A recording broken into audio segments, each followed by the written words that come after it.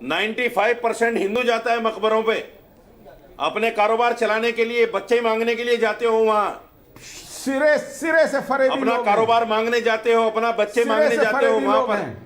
हमने हमारे लिए नहीं संभाले आपने, आप अपने लिए संभाल रहे हो। मकबरे छू लीजिए, हमारे ऊपर एहसान नहीं फ्लाईओवर पे है। मजार बना रखी हमने कब कहा कि तुम वहां मत्था टेको जाकर? फ्लाईओवर पे मजार बना हमने कब कहा कि मत्था टेको जाकर? क्यों क्यों टेकते हो मत्था जाकर वहां?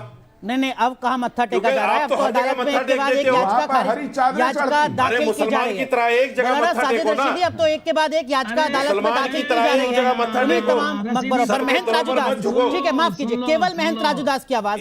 महंत राजूदास, मुस्लिम पर्सनल लॉ बोर्ड ने आज कहा कि हिंदू मुसलमान को दूर करने की कोशिश की गई है अदालत के इस फैसले से। क्या वाकई आपको ऐसा लगता है कि हिंदू मुसलमान को दूर करने की कोशिश अदालत के फैसले से हो रही है, या फिर मुसलमान जो बड़ा दिल दिखा सकते थे अयोध्या, मथुरा, काशी के लिए, वो दिल नहीं दिख पाया जिसके चलते ये दरार सामने आ रही है?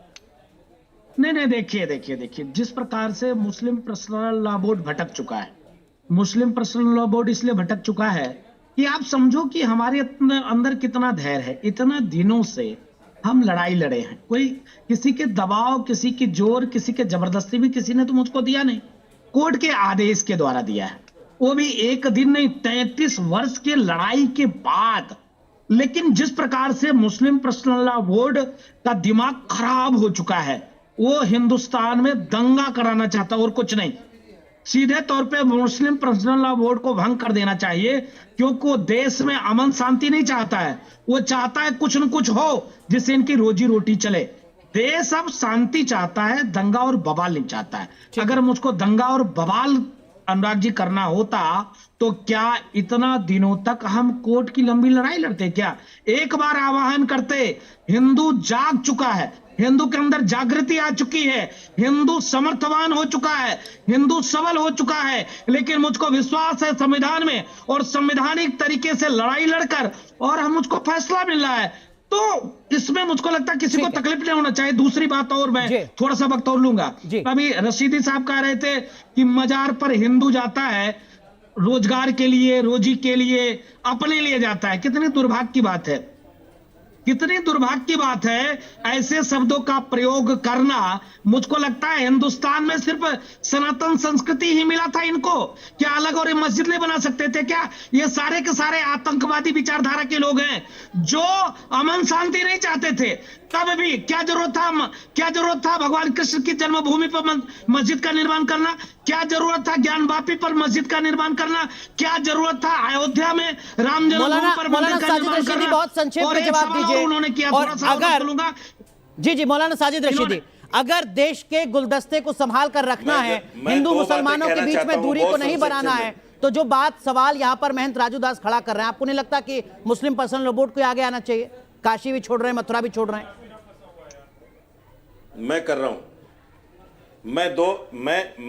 मैं दो बातें कह रहा हूं। देखिए, गुलदस्ते को संभाल के रखना सिर्फ मुसलमान की जिम्मेदारी नहीं है, घर का जो बड़ा भाई होता है, घर को संभालने की जिम्मेदारी उसके ऊपर होती है, छोटे भाई पर नहीं होती। अगर आप मस्जिद तोड़ोगे तो कैसे गुलदस्ता संभलेगा? दूसरी बात, मैं अपने तमाम मुसलमानों से अपील करना चाहता हूं कि देखो, अब जागने का वक्त आ गया है। जैसे किसानों ने कुर्बानी देकर अपने बिल वापस करा लिए, ऐसे अब हमें सरकार के सामने संवैधानिक रूप से आना पड़ेगा, हमें सड़कों पर निकलना पड़ेगा। तो आप कह रहे हैं कि सड़क पर देश के मुसलमान को उतरना होगा जानवासियों को बचाने के लिए। लेकिन सड़कों पर वकालत भट्टी 20 सेकंड, ये तो धमकी है ना, ये हालात को सुधार कर रहे हैं आप तो बिगाड़ रहे हैं वकालत भट्टी। तुम्हारे एक दाढ़ा नहीं बचेगा जिस दिन हम आ जाएंगे, कोई धमकी नहीं है, उस दिन बोलने ये मेरा संवैधानिक अधिकार है। ठीक है वकालत भट्टी, ये धमकी नहीं है क्या?